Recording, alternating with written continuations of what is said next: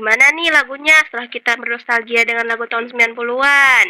Pastinya enak dong. BTW, apa kabar nih hari ini? Semoga baik-baik aja ya. Senang sekali saya Faiza dan Fania dapat menemani Anda dalam acara radio sekolah Saatnya Gensi yang Beraksi. Selama 1 jam ke depan, saya akan berbincang dengan bintang tamu kita yang cukup wow gitu. Di sebelah saya ada tamu spesial nih, yaitu David, alumni sekolah yang terkenal dengan cerita pengalaman pasang surut hidupnya. Kadang ada di atas, kadang juga di bawah. Diibaratkan sih kayak roda berputar. Tanpa nunggu lama-lama, langsung aja kita mulai. Halo Fania Faiza. Ya bener yang Fania bilang gitulah. Hidup kayak roda, kadang di atas, kadang di bawah. Saya David, saya akan membawa kalian ke dalam cerita pengalaman hidup saya yang berusaha kembali ke jalan yang benar. Oke Mas David, boleh nih diceritain gimana kisah hidupnya. Barangkali suatu saat bisa dapat bermanfaat bagi orang-orang yang mendengarkan. Jadi ceritanya mulai dari 5 tahun yang lalu. David, nama yang bermakna tersayang. Terkadang nama seseorang tidak mencerminkan bagaimana kepribadian orang tersebut. Dengan latar belakang cukup menyimpang dari maknanya, yaitu sebagai pelaku penyalahgunaan narkotika. Tak ada busuk yang tak berbau. Paribahasa ini sangat menggambarkan David yang sedang duduk di kursi interogasi. Siapa sih ini bandarnya? Apa ini juga satu bandar sama yang kemarin? Dari kemarin kasus narkoba mulu. Diam aja terus! Maunya gimana ini? Ya saya nggak mau Pak kalau di penjara. Udah tahu salah, masa gak mau dipenjara? Ya saya nggak mau Pak. Ada keluarga di rumah. Ya gak bisa kalau gak dipenjara. Ini udah peraturan undang-undangnya. Tapi sebenarnya bisa kalau sama saya. Tapi ya pakai uang. Tahu lah ya. Boleh Pak. Tapi nominalnya berapa ya Pak? 100 juta aja udah. Iya Pak. Saya siap carikan uangnya. Tapi gak bisa lama-lama ya mas. Kalau kelamaan mah bisa keburu masuk penjara masnya. Kalau gitu saya boleh pinjam HP-nya nggak Pak? Saya mau hubungi seseorang. Sebebasnya dari kantor polisi, David tidak bisa berleha-leha. Selama 1 minggu, David sibuk mencari pekerjaan untuk melunasi hutang-hutangnya. Dan secara tidak sengaja, David bertemu pria matang yang berpakaian serba ada di pinggir jalan. Ampun, konco lawas kurek. Wis sukses ta saiki? Enggak lah, biasa aja. Gimana kabarmu sekarang, Fit? Ya gimana ya? Sebenarnya aku lagi butuh. Aduh, sorry ya, aku lagi ada panggilan. Ini aku kasih alamatku aja. Setelah pertemuan singkat antara Tony dan David, David pun segera menghubungi Tony dan mengajaknya bertemu malam itu pada sebuah klub milik Tony. Ada apa nih, Fit? Mau ngomongin apa? Jadi gini Ton. Aku lagi butuh dana buat ngelunasi hutangku di rentenir Ton. Hutangku itu ya senilai 100 juta Ton. Karena ya aku dulu pernah bersangkutan sama kasus narkoba Ton. Waduh, Fit, kok banyak banget? Kalau mau, kamu ikut kerjaku, mau nggak? Boleh deh Ton. Emangnya kerja apaan ya? Jadi, kamu di sini bakal kerja jadi gigolo. Waduh, serius lu Ton? Serius lah, mau nggak? Kalau nggak mau, ya udah keluar dari sini. Berat banget sih Ton. Lagian aku baru keluar dari penjara. Nanti masuk lagi gimana? Ya terserahmu gimana. Kalau nggak mau, ya udah pulang aja. Lagian dendamu juga gede banget. Mau cari uang segitu di mana lagi kamu? Ya udah deh, aku ikut kamu aja. Jadi aku kapan nih bisa kerja? Sekarang juga boleh. Bentar lagi ada klien. Kamu standby di sini aja ya. BTW nama kliennya Angel. Tony pun meninggalkan David sendirian malam itu. Tak lama, seseorang yang disebut Angel atau klien oleh Tony datang menghampiri David. Ini David bukan? Iya. Ini Kak Angel bukan ya? Santai aja kali, gak usah panggil Kak. Ngomong-ngomong, kamu orang baru ya? Iya sih. Ini baru tadi hari ini sih. Emang kelihatan ya kayak anak barunya. Iya sih, biasanya itu langsung capcus gitu. Boleh deh. Nanti pelan-pelan aja ya. Soalnya stamina aku agak kurang hari ini. Pertemuan singkat dengan Angel di hari pertama David bekerja membuatnya jatuh semakin dalam di lubang kegelapan yang penuh dengan maksiat dan kegilaan yang menyimpang. Oi Don, enak banget ya kerja kayak gini. Cuman modal badan doang, cuannya gede lagi. Iyalah, bener kan kata gua? Untung aja lu ikut kerja sama gua. Bener banget sih Ton. Untung aja gua ikut lu. Woi, anak baru nih. Iya Mas, baru 3 hari di sini. Gimana? Kerasa nggak lu kerja di sini? Baru dapat panggilan sekali sih Mas. Itu udah lumayan sih. Cuannya gede. Kalau menurut gue sih ya ada tips nih gue. Semisal kalau lu mau kayak gue ini, lu sekali-sekali nih coba aja kalau lu ketemu artis atau apa, coba lu ajak ngomong.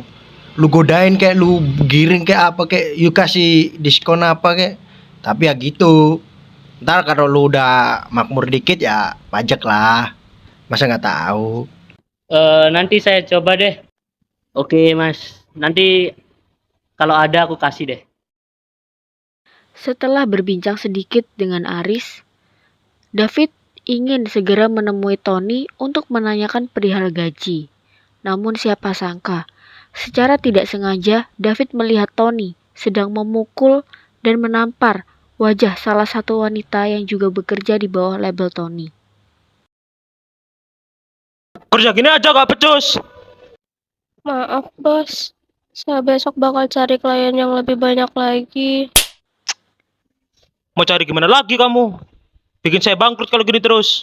Tampar aja tuh bos, alay banget juga jadi cewek. Tahu tuh, gak tahu diri banget jadi cewek. Udah dikasih kerjaan juga. Maaf, Bos. Maafin saya, Bos. Maafin saya. Pikiran David dari tadi melayang kemana-mana. Kali ini bukan memikirkan dendanya, melainkan memikirkan nasib wanita yang dipukuli oleh Tony. Ia tidak menyangka dengan Tony, yang di luar terlihat hahaha, ternyata adalah orang yang temperamennya sangat buruk.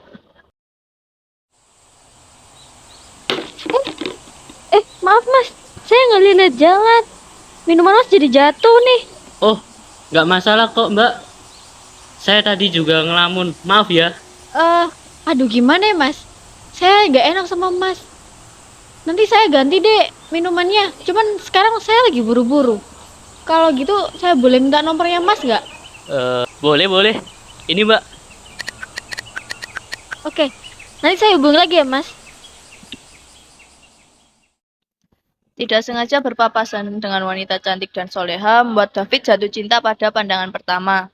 Ia kagum pada sosok Khadijah yang memiliki sikap lembut dan sopannya yang luar biasa. Khadijah terus memenuhi pikiran David hingga ia selalu menunggu ponselnya berdering menandakan panggilan dari Khadijah. Aduh, gimana ya? Aku gak enak banget sama mas-mas yang tadi. Kayaknya aku harus segera ganti minuman dia deh.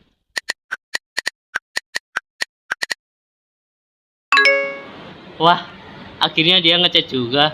Teteh gelis kalau kata orang Sunda mah. Mereka pun saling berbalas chat hingga David mengajak Khadijah bertemu dengan modus meminta minumannya diganti. Padahal ia mempunyai maksud lain di belakang itu. Lalu keesokan harinya di sebuah kafe. Assalamualaikum.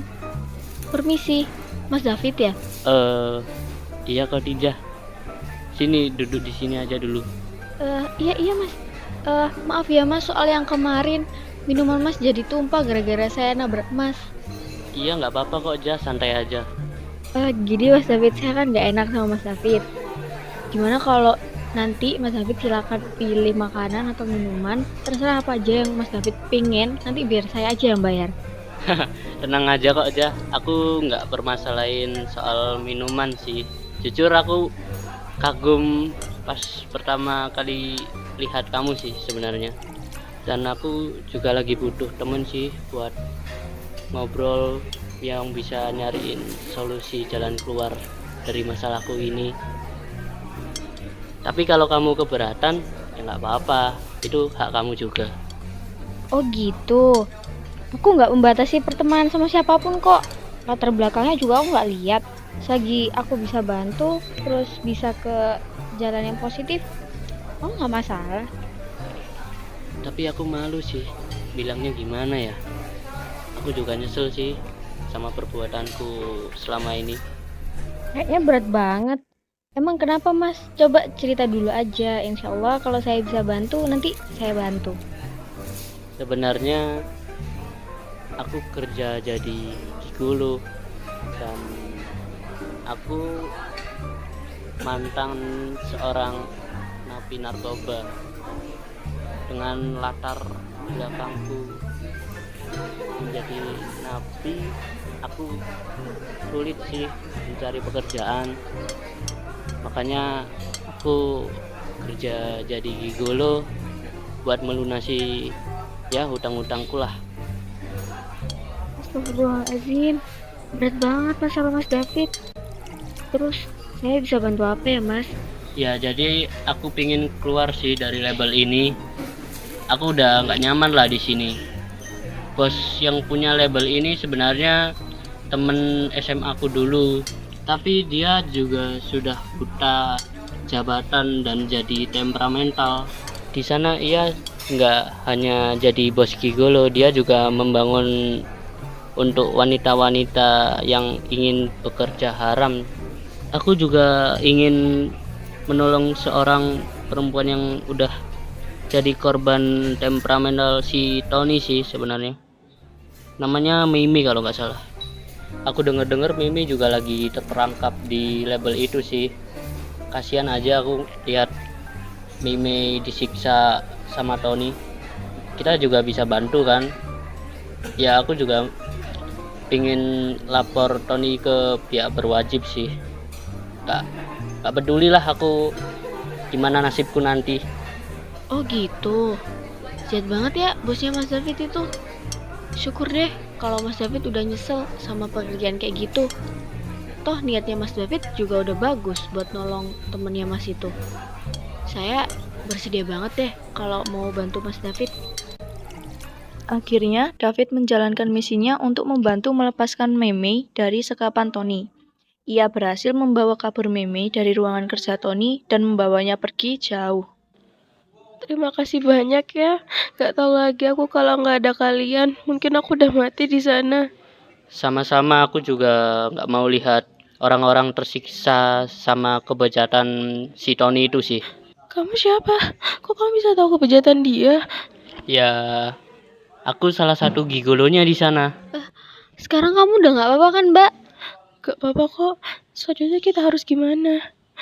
Udah, kamu tenang aja. Aku juga mau lapor Tony ke pihak berwajib. Aku nggak peduli sih sama nasibku nanti gimana. Aku hanya berpikir jika aku melaporkannya, bagaimana nasib orang-orang di sana yang memang sangat butuh uang.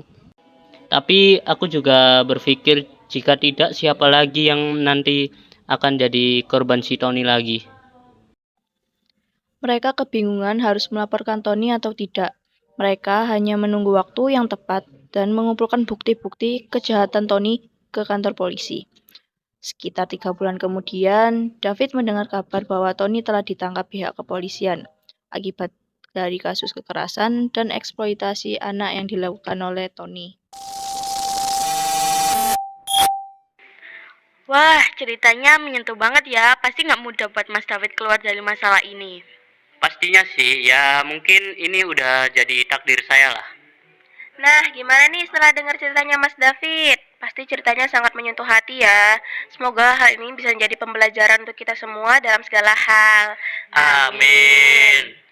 Nah, selanjutnya ada requestan nih lagu dari Monikyu di kota Surabaya. Tanpa nunggu lama-lama lagi, ini dia Rosa takkan berpaling darimu.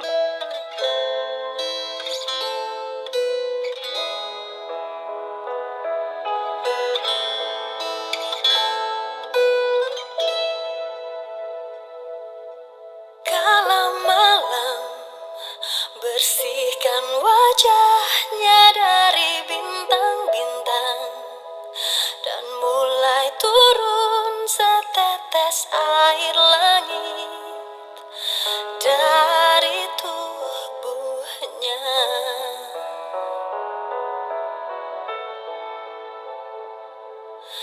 Tanpa sadar nikmatnya alam karena kuasamu yang takkan habis sampai di akhir waktu perjalanan ini.